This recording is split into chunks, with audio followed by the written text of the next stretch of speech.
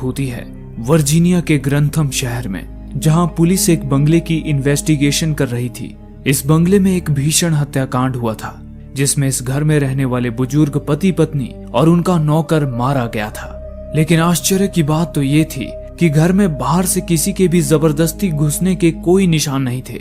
इसके विपरीत ऐसा लग रहा था जैसे घर के लोग अंदर से बाहर भागने की कोशिश कर रहे थे। तभी घटना की जांच कर रहे शेरिफ को एक पुलिस वाला नीचे बेसमेंट में बुलाता है। शेरिफ जब नीचे जाकर देखता है तो बेसमेंट में एक और लाश पड़ी थी। वो एक लड़की की लाश थी जो पूरी तरह से निर्वस्त्र थी और आधी जमीन में गड़ी हुई थी। क्योंकि उस लड़की की पहचान नहीं हो पाती तो शेरिफ उसे जेन डो नाम दे देता है। दूसरी तरफ शहर के मुर्दा घर में टॉमी और उसका बेटा ऑस्टिन एक बुरी तरह से जली हुई लाश की ऑटोप्सी यानी कि पोस्टमार्टम पूरा करते हैं। टॉमी और उसका परिवार पिछले 3 जनरेशन से यही काम करते आ रहे थे और टॉमी अब अपने बेटे ऑस्टिन को भी ये काम सिखा रहा था। कुछ देर बाद ऑस्टिन की गर्लफ्रेंड एमा वहां आती है। ऑस्टिन और एमा आज रात डेट पर जाने वाले थे। जाने से पहले ऑस्टिन उसे मुर्दा घर का एक टूर करवाता है। घूमते घूमते वो दोनों फ्रीजर तक आ पहुंचते हैं जहां डेड बॉडीज को रखा जाता था। ये देख एमा डेड बॉडी देखने की जिद करने लगती है, लेकिन अपने पिता के डर से ऑस्टिन उसे साफ मना कर देता है। तभी टॉमी भी वहां आ पहुंचता है और उन्हें इसकी इजाजत दे देता है। ऑस्टिन फिर फ्रीजर से एक लाश निकालकर एमा को दिखाता है। उस लाश का चेहरा पूरी तरह से पिचका पड़ा था। एमा देखती है कि उस लाश के पैरों में घंटी बंधी थी। एमा टॉमी से इस बारे में पूछती है, जिस पर टॉमी उसे बताता है कि पुराने समय में ये जान पाना बेहद मुश्किल था कि इंसान कोमा में है या मर चुका है। इसलिए उस समय डेड बॉडीज के पैरों में घंटी बांधी जाती थी ताकि उस इंसान का शरीर अगर थोड़ी भी हलचल करे तो उस घंटी की आवाज उन्हें सुनाई दे। और क्योंकि टॉमी पुराने ख्यालों का है तो वो ये परंपरा आज तक फॉलो करता आ रहा है। एमा टॉमी से पूछती है कि इस लाश के चेहरे की ये हालत कैसे हुई, जिस पर टॉमी उसे बताता है कि किसी ने इसे बहुत करीब से गोली मारी है, जिस कारण इसके चेहरे का नक्शा ही बिगड़ गया है। ये सब देख सुनकर अब एमा की हालत भी खराब होने लगती है और वो ऑस्टिन के साथ डेट के लिए जाने लगती है। तभी शेरिफ उस लड़की जेन डो की लाश लेकर मुर्दा घर में दाखिल होता है और टॉमी से कहता है कि उसे ऑटोप्सी आज रात को पूरी करके सुबह तक रिपोर्ट देनी होगी। हालांकि टॉमी फिर भी ऑस्टिन को एमा के साथ जाने के लिए कहता है, पर ऑस्टिन अपने पिता के साथ ही रुकने का फैसला करता है। एमा इससे थोड़ी नाराज होती है, लेकिन ऑस्टिन उसे ये कहकर मना लेता है कि वो जल्द ही ऑटोप्सी पूरी कर लेगा और उसके बाद वो उसे कैंडल लाइट डिनर के लिए लेकर जाएगा। एमा उससे ये कहकर वहां से चली जाती है कि वो रात को उसे लेने आएगी। इसके बाद ऑस्टिन वापस ऑटोप्सी रूम में आता है, जहां शेरिफ टॉमी और ऑस्टिन को जेन डो की लाश दिखाता है। तभी टॉमी की पालतू बिल्ली एक तेज आवाज में गुर्राती है। ये देख टॉमी बिल्ली को वहां से भगा देता है। इसके बाद शेरिफ टॉमी और ऑस्टिन को बताता है कि अब तक उसे उस घर पर मिली 4 लाशों में से किसी के भी मौत की वजह पता नहीं चल पाई है। उसका अनुमान था कि शायद नौकर ने इस लड़की को किसी वजह से मार डाला होगा और उसकी बॉडी को उस घर में दफनाने की कोशिश की होगी, ये सोचकर कि घर के मालिक वहां नहीं है। लेकिन जब घर के मालिक अचानक वहां पहुंचे होंगे तो उस नौकर ने उन्हें भी मौत के घाट उतार दिया होगा। लेकिन मरते मरते उन बुजुर्ग दंपति में से किसी ने उसे भी बंदूक से मार दिया होगा। शेरिफ कहता है कि वो प्रेस के सामने अपनी ये तर्क तो साबित कर सकता है, लेकिन वो ये नहीं बता सकता कि आखिर ये जेन डो कौन है और इसकी मौत कैसे हुई, क्योंकि ना ही उसकी कोई आईडी मिली है और ना ही उसके फिंगरप्रिंट्स उनके सिस्टम में मौजूद हैं। और सबसे हैरान कर देने वाली बात तो ये है कि उसके सफेद बेदाग शरीर पर कोई भी चोट के निशान नहीं मिले हैं। इसलिए शेरिफ अब ये काम टॉमी और ऑस्टिन पर छोड़ देता है और उन्हें ऑर्डर देता है कि वे आज रात तक जेन डो की मौत की गुत्थी सुलझा ले, ताकि शेरिफ अगली सुबह प्रेस वालों को जेन डो की मौत का कारण बता सके। ये कहकर शेरिफ वहां से चला जाता है। उसके बाद टॉमी और ऑस्टिन जेन डो की ऑटोप्सी यानी कि पोस्टमार्टम शुरू करते हैं। इसी बीच वे लोग रेडियो पर प्रसारण सुनते हैं कि आज का मौसम बहुत ही सुहाना रहेगा और आने वाले कुछ दिन तक मौसम ऐसे ही साफ बना रहेगा। इस खबर के साथ वे दोनों अपना काम शुरू कर देते हैं। टॉमी अपने अनुमान से जेन डो की उम्र 26 से 29 साल के बीच बताता है। जेन के शरीर पर उन्हें न तो कोई खून बहने के संकेत मिल रहे थे और न ही शरीर पर किसी जख्म के निशान दिख रहे थे। ऑस्टिन जेन की हर एक एंगल से तस्वीर निकाल रहा था। जब वो उसकी आंखों की जांच करने के लिए उसकी आंखों को खोलता है तो उन्हें एक हैरान कर देने वाली बात पता चलती है। जेन की आंखें सफेद रंग की हो चुकी थी और टॉमी के मुताबिक ऐसा तब होता है जब कोई इंसान कई दिनों पहले मरा हो, लेकिन जेन का शरीर तो अभी भी लचीला था, जो इस बात का संकेत था कि वो हाल ही में मरी है। हालांकि उसका शरीर साधारण तापमान से ज्यादा ठंडा था, जो फिर से इस बात का संकेत था कि उसे मरे हुए कई दिन बीत चुके हैं। ये सारी बातें उन्हें कंफ्यूज कर रही थी। तभी ऑस्टिन ये भी देखता है कि जेन की कमर काफी ज्यादा पतली थी, जो उसके बाकी शरीर पर फिट नहीं बैठती थी। इस पर टॉमी अंदाजा लगाता है कि शायद जेन जन्म से ही ऐसी हो। इसी बीच टॉमी को पता चलता है कि जेन की दोनों हाथों की कलाइयां और दोनों पैरों के एंकल्स यानी कि टखने पूरी तरह से टूटे हुए थे, लेकिन बाहर से किसी भी घाव का कोई निशान नहीं था।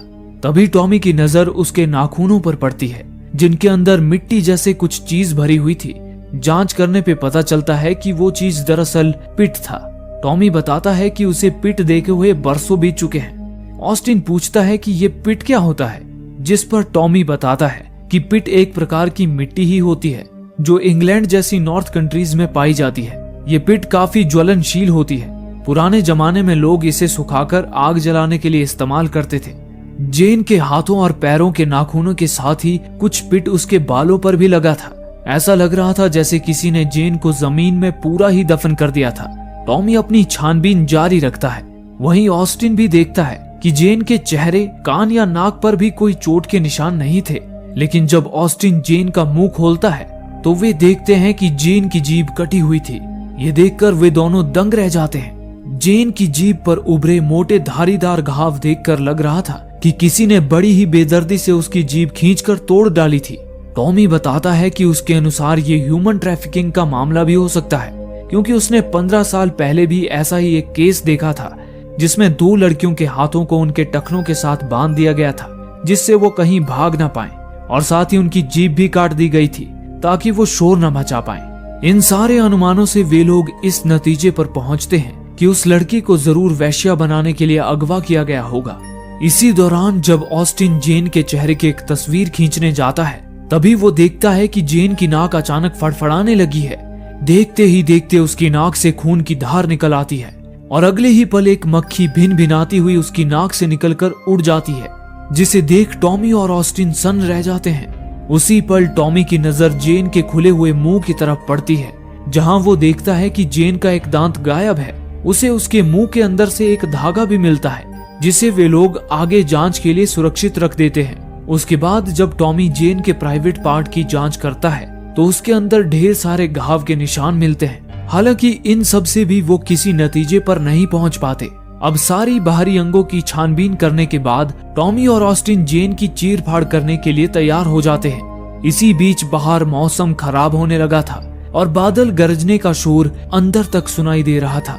हालांकि इसे इग्नोर करते हुए दोनों बाप बेटे अपना काम जारी रखते हैं। ऑस्टिन जेन की गर्दन को उठाकर एक ब्लॉक पर रख देता है। फिर टॉमी जैसे ही उसकी छाती चीरने के लिए अपना चाकू उठाता है, उसी वक्त अचानक उन्हें जोर से बादल गरजने की आवाज सुनाई देती है और साथ ही उनके रेडियो पर कुछ डिस्टरबेंस आती है और एक गाना बजने लगता है, open up your heart and let the sunshine इन। लेकिन टॉमी और ऑस्टिन इस बात पर ज्यादा गंभीरता नहीं दिखाते और अपना काम जारी रखते हैं। टॉमी जेन की छाती से लेकर पेट तक एक चीरा लगा देता है। चीरा लगाते ही जेन के शरीर से खून की धार कुछ यूं बहने लगती है मानो कि वो जिंदा हो।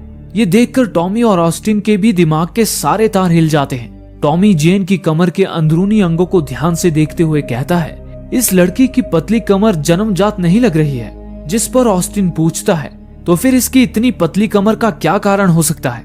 जवाब में टॉमी कहता है, बहुत लंबे समय तक कॉर्सेट पहनने की वजह से कमर में ऐसे बदलाव आते हैं। जिस पर ऑस्टिन कहता है, लेकिन कॉर्सेट पहनने का फैशन तो सदियों पहले ही बंद हो चुका है।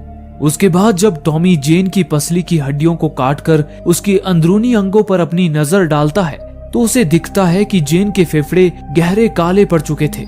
ऑस्टिन को लगता है कि ये ज्यादा सिगरेट पीने की वजह से हुआ होगा। जिस पर टॉमी आपत्ति दर्शाते हुए कहता है कि अगर कोई 30 सालों तक हर रोज 10 पैकेट भी सिगरेट पिए, तब भी उसके फेफड़े इतने काले नहीं होंगे। ये तभी होता है जब किसी को काफी देर तक जलाया जाता है। लेकिन इस लड़की के शरीर पर तो जलने के एक भी निशान नहीं थे। ये बात टॉमी को काफी ज्यादा हैरत में डाल देती है। इसके बाद टॉमी जब जेन का दिल निकाल कर देखता है तो उसे उसके दिल पर चाकू से काटे जाने के निशान नजर आते हैं, और सिर्फ उसके दिल पर ही नहीं बल्कि उसके बाकी अंदरूनी अंगों पर भी वैसे ही कटने के निशान होते हैं। लेकिन बिना चीर फाड़ करे कोई किसी को ऐसे जख्म कैसे दे सकता है? वे दोनों इस बारे में विचार कर ही रहे होते हैं कि तभी उस कमरे की लाइट्स अपने आप ही जलने बुझने लगती है और अचानक बाहर से एक अजीब सी आहट सुनाई देती है, जिसे सुनकर ऑस्टिन उस आहट के पीछे जाता है। तभी उसकी नजर गलियारे पर लगे आईने पर पड़ती है, जिसमें वो देखता है कोई शख्स गलियारे के मोड़ पर खड़ा हुआ है। उसे देख ऑस्टिन सहम जाता है, लेकिन वो जब गलियारे के मोड़ पर जाकर देखता है तो उसे वहां कोई भी दिखाई नहीं देता। उधर टॉमी को जेन की इंटेस्टाइन में एक रेशा सा दिखाई देता है, जिसे निकालने के लिए जब वो उसके इंटेस्टाइन को काटने की कोशिश करता है तभी जेन की पसली की एक हड्डी से उसका हाथ जख्मी हो जाता है। इसी बीच दूसरी ओर ऑस्टिन देखता है कि वो जिस आहट के पीछे आया था वो स्टोर रूम के वेंटिलेशन से आ रही थी। ऑस्टिन जब उस वेंटिलेशन में झांक कर देखता है तो कोई चीज तेज आवाज के साथ उस पर झपट पड़ती है, जिसे देख डर के मारे ऑस्टिन जमीन पर गिर पड़ता है। इतने में टॉमी भी उसकी आवाज सुनकर वहां पहुंच जाता है। टॉमी को देख ऑस्टिन की जान में जान आ जाती है। फिर जब ऑस्टिन दोबारा उस वेंटिलेशन के अंदर टॉर्च की रोशनी में देखता है तो वो अपनी बिल्ली को वहां बुरी तरह घायल पाता है। बिल्ली के पेट से उसकी अंतड़ियां ही गायब हो चुकी थी। ये देख ऑस्टिन और टॉमी बहुत ज्यादा भावुक हो जाते हैं। टॉमी को अपनी बिल्ली का दर्द देखा नहीं जाता और वो उसकी गर्दन मरोड़कर उसे दर्द से मुक्ति दिला देता है। साथ ही टॉमी अपनी बिल्ली को क्रेमेटोरियम में जलाकर उसका सम्मान पूर्वक अंतिम संस्कार भी कर देता है। उसके बाद वे लोग अपना काम जारी रखते हुए जब जेन की अंतड़ियों को काटते हैं तो उसके अंदर उन्हें एक फूल मिलता है। टॉमी जब उस फूल के बारे में रिसर्च करता है तो उसे पता चलता है कि उस फूल का नाम जिम्सन वीड है और उसे खाने से इंसान को लकवा मार जाता है और वो फूल भी नॉर्थ कंट्रीज में ही पाया जाता है। इस जानकारी के बाद वे लोग अपना काम आगे बढ़ाते हैं, लेकिन तभी अचानक मौसम का रुख ही बदल जाता है और उन्हें जोरों से बादलों के गरजने की आवाज आती है। इतने में ही उन्हें रेडियो पर उनके शहर में भारी बारिश होने की खबर मिलती है। ये देख ऑस्टिन हैरत में पड़ जाता है, क्योंकि उसने ऑटोप्सी शुरू करने से पहले रेडियो पर कुछ दिनों तक मौसम के साफ रहने की खबर सुनी थी। ऑस्टिन को अब वहां किसी खतरे का अंदेशा होने लगता है, जिसके बाद वो टॉमी से आज रात के लिए ये काम रोकने के लिए कहता है। लेकिन शेरिफ ने टॉमी को आज रात तक किसी भी तरह जेन की मृत्यु की वजह का पता लगाने के लिए कहा था, इसलिए वो अब इस काम को बीच में नहीं रोक सकता था।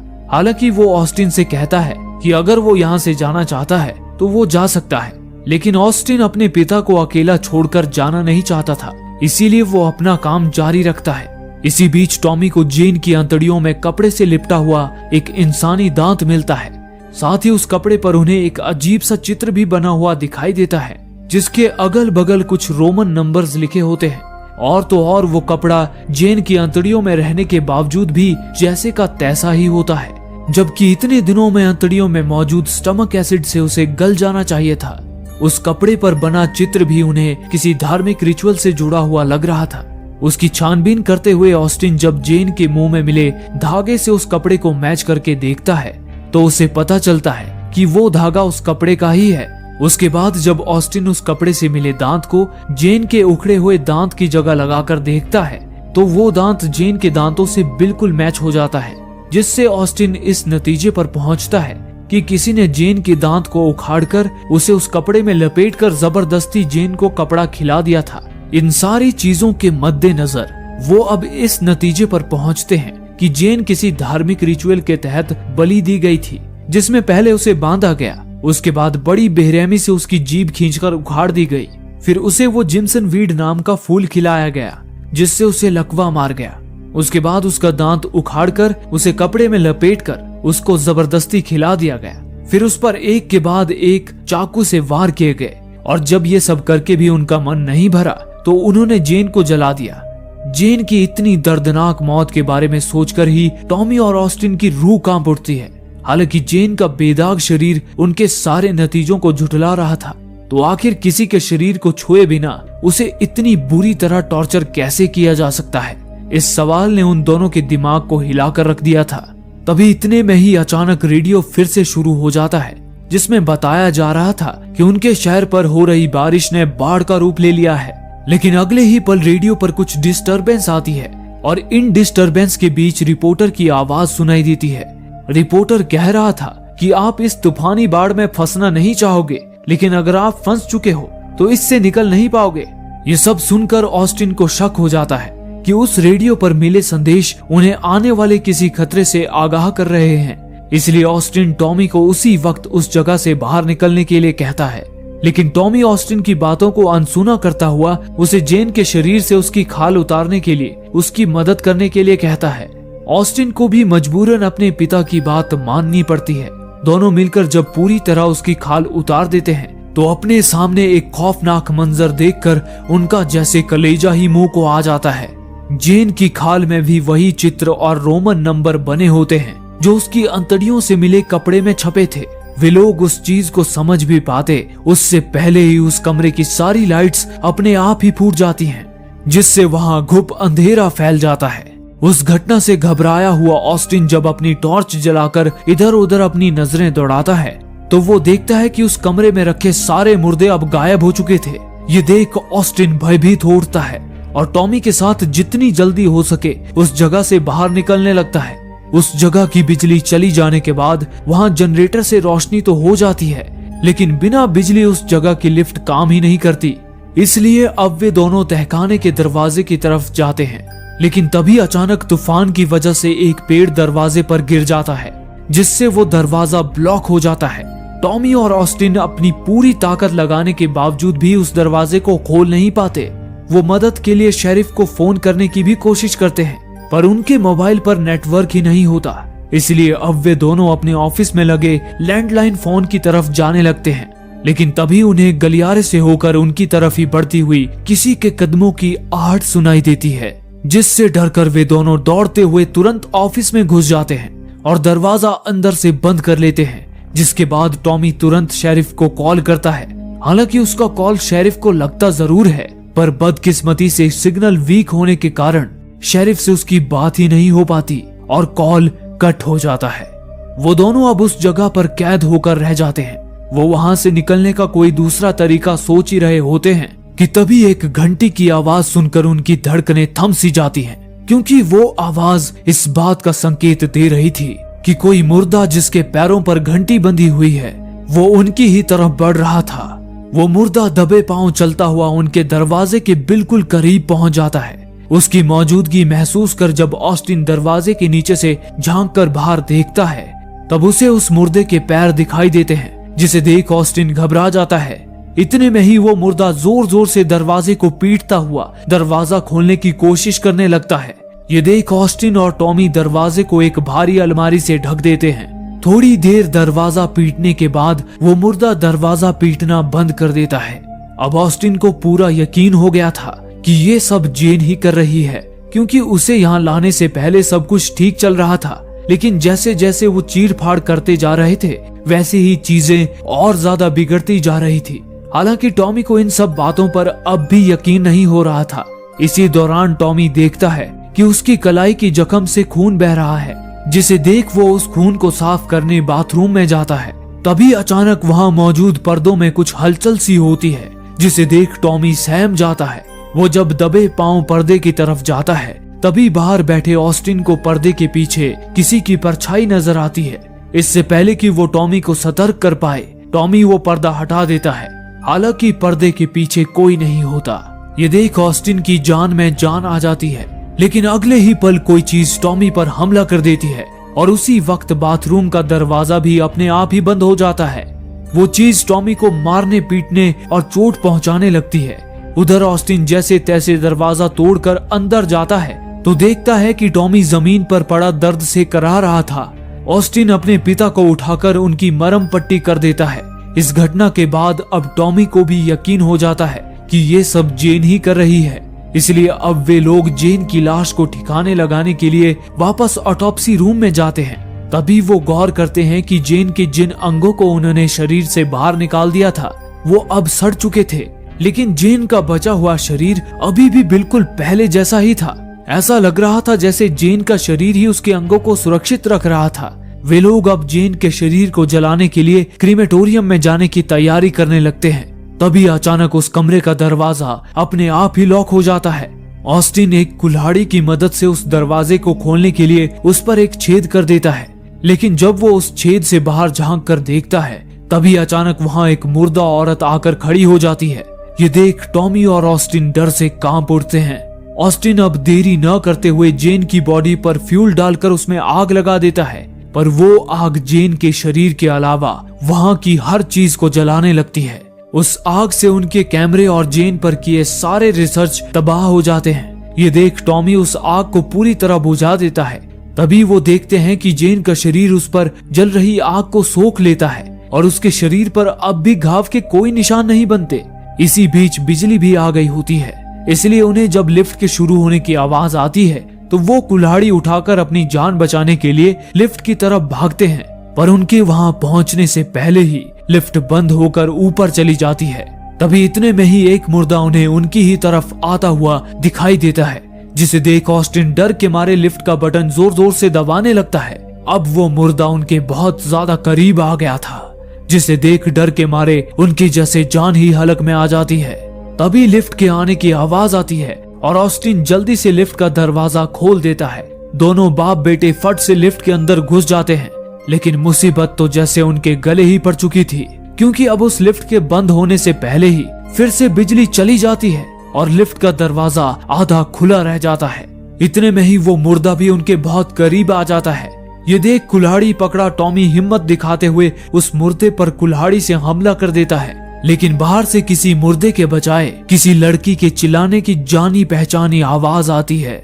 उस आवाज को सुनकर ऑस्टिन जब लिफ्ट से बाहर निकलता है तो देखता है कि टॉमी ने जिसे मारा था वो कोई मुर्दा नहीं बल्कि एमा थी, जिसकी गर्दन कुल्हाड़ी के वार से कट चुकी थी। अपनी गर्लफ्रेंड को तड़प तड़प कर मरते देख ऑस्टिन के आंसू नहीं थमते। वो फूट फूट कर रोने लगता है। उसने ही रात को एमा को वहां आने के लिए कहा था। ऑस्टिन और टॉमी समझ जाते हैं कि जेन अपनी शक्तियों से उनके दिमाग में भ्रम पैदा कर रही है, जिस वजह से उन्होंने एमा को मुर्दा समझकर उसे मार दिया। डरे सहमे वो दोनों वापस लिफ्ट में जाकर बैठ जाते हैं। तभी ऑस्टिन के दिमाग में एक सवाल आता है। वो टॉमी से कहता है कि जेन अपनी शक्तियों से उन्हें कब का मार सकती थी, तो उसने उन्हें अब तक जिंदा क्यों रखा है। ऑस्टिन को एक और बात याद आती है। वो टॉमी को बताता है कि जेन ने उसकी चीर फाड़ होने से पहले उन्हें रेडियो के जरिए कई बार इनडायरेक्टली वार्निंग देने की कोशिश की थी। शायद कोई बात है जो वो नहीं चाहती थी कि उन्हें पता चले। टॉमी और ऑस्टिन वापस जाकर जेन की ऑटोप्सी पूरी करने का फैसला करते हैं। हो सकता है उन्हें कुछ ऐसी बात पता चले जिससे उनकी जान बच जाए। वे लिफ्ट से बाहर निकलकर ऑटोप्सी रूम की तरफ बढ़ने लगते हैं, पर तभी जेन क्रीमेटोरियम की आग को जला देती है, जिससे उठने वाला धुआं पूरे बेसमेंट में फैल जाता है। टॉमी और ऑस्टिन उस धुएं से होकर आगे बढ़ रहे होते हैं। इतने में अचानक वो मुर्दे टॉमी पर हमला कर देते हैं और उसे बुरी तरह से घायल कर वहां से गायब हो जाते हैं। ऑस्टिन टॉमी को संभालता हुआ उसे ऑटोप्सी रूम में ले जाता है और दरवाजे को अच्छी तरह से बंद कर देता है। अब सिर्फ जेन का दिमाग ही खुलना बाकी था। ऑस्टिन सीधा जेन की खोपड़ी काटकर उसके दिमाग को देखता है तो उन्हें पता चलता है कि जेन का दिमाग एकदम सही सलामत है। बाकी ऑर्गन्स की ही तरह उस पर भी जख्म के कोई निशान नहीं थे। ऑस्टिन जब उसके दिमाग के एक टुकड़े को काटकर उसे माइक्रोस्कोप में देखता है तो उसे कुछ ऐसी बात पता चलती है जिसके बारे में सोचकर ही ऑस्टिन और टॉमी भयभीत हो उठते हैं। जेन के दिमाग के सेल्स पूरी तरह से एक्टिव थे, जिसका एक ही मतलब था, जेन अभी भी जिंदा थी। यानी कि अब तक उन्होंने जेन के साथ जो कुछ भी चीरफाड़ की थी वो उसका दर्द महसूस कर पा रही थी। ये बात उन्हें अंदर तक झिंझोड़ कर रख देती है। लेकिन जेन के सारे अंग निकाले जाने के बाद भी जेन जीवित कैसे थी, ये सवाल उन दोनों को परेशान किए जा रहा था। टॉमी को लगता है कि कोई अदृश्य ऊर्जा जेन को अब भी जीवित रखे हुए है। इतने में ही ऑस्टिन जेन की आंतड़ियों से मिले कपड़े को अनजाने में मोड़ देता है। तब उस पर लिखे रोमन नंबरों के एक साथ मिलने से एक शब्द बन जाता है। वो शब्द होता है लेविटिकस 20:27। ये शब्द सुनकर टॉमी झट से बाइबल निकालता है और उसमें से एक चैप्टर खोलता है। उस चैप्टर का नाम था लेविटिकस 20:27। तभी ऑस्टिन को उस कपड़े पर एक साल लिखा हुआ दिखाई देता है, साल 1693। उसी समय टॉमी भी बाइबल में लेविटिकस 20:27 चैप्टर पढ़ता है, जिसमें लिखा था कि जो भी आदमी या औरत शैतान से संपर्क करने की कोशिश करती है उसे मार दिया जाए, क्योंकि वो एक विच यानी कि चुड़ैल है। ये सुनकर ऑस्टिन अपने पिता को बताता है कि 1693 वो समय था जब इंग्लैंड के लोगों ने कई जवान औरतों को विचेस बताकर भरे बाजार में जिंदा जला दिया था। यह घटना सैलम विच ट्रायल्स नाम से काफी प्रसिद्ध है। इन सारी कड़ियों को जोड़कर टॉमी और ऑस्टिन इस दिल दहला देने वाले नतीजे पर पहुंचते हैं कि जेन की हत्या भी साल 1693 में सैलम विच ट्रायल्स में ही हुई होगी। हालांकि टॉमी का मानना था कि सैलम विच ट्रायल्स में जिन भी औरतों और लड़कियों की हत्या हुई थी वो कोई विचेस नहीं थी, वो बस मानसिक रोगी थी जो लोगों के अंधविश्वास का शिकार हो गई। हालांकि टॉमी अब तक उनके साथ हुई सारी भूतिया घटनाओं को झुठला भी नहीं सकता था। तभी उसके दिमाग में एक विचार कौंधता है। वो ऑस्टिन से कहता है कि हो सकता है बाकी लड़कियों की तरह जेन भी कभी विच थी ही नहीं, लेकिन अंधविश्वास के चलते लोगों ने उसे विच समझकर उस पर जो भयानक और दर्दनाक रिचुअल्स किए, उन रिचुअल्स का असर उल्टा हो गया हो और उन रिचुअल्स ने एक आम लड़की को विच में बदल दिया हो। ऑस्टिन पूछता है कि आखिर जेन उनके ही पीछे क्यों पड़ी है। इस पर टॉमी कहता है कि अब तक उन्होंने जेन के साथ जो कुछ भी चीरफाड़ की थी वो उसे महसूस कर पा रही थी, और अब जेन चाहती है कि उसने जो दर्द सहा है वो अब टॉमी और ऑस्टिन भी सहे। यही वजह है कि उसने उन दोनों को अब तक जिंदा रखा है। इसी के साथ टॉमी ऑस्टिन को अपना घाव दिखाता है। उस घाव के आसपास उसी तरह के निशान बन गए थे जैसे जेन के शरीर पर थे। तभी उनके दरवाजे पर खड़े मुर्दे दरवाजा तोड़कर अंदर आने की कोशिश करने लगते हैं। ऑस्टिन उन्हें रोकने दरवाजे की तरफ दौड़ता है, लेकिन टॉमी को यकीन हो गया था कि जेन को रोकना नामुमकिन है। इसीलिए वो जेन से एक सौदा करता है। वो जेन से कहता है कि वो उसे जितना चाहे तड़पा सकती है, वो उसे रोकने की कोशिश नहीं करेगा, बदले में वो उसके बेटे को बख्श दे। जिसके बाद देखते ही देखते सब कुछ शांत हो जाता है। लेकिन तभी जेन टॉमी को वही दर्द देने लगती है जो उस वक्त वो महसूस कर रही थी।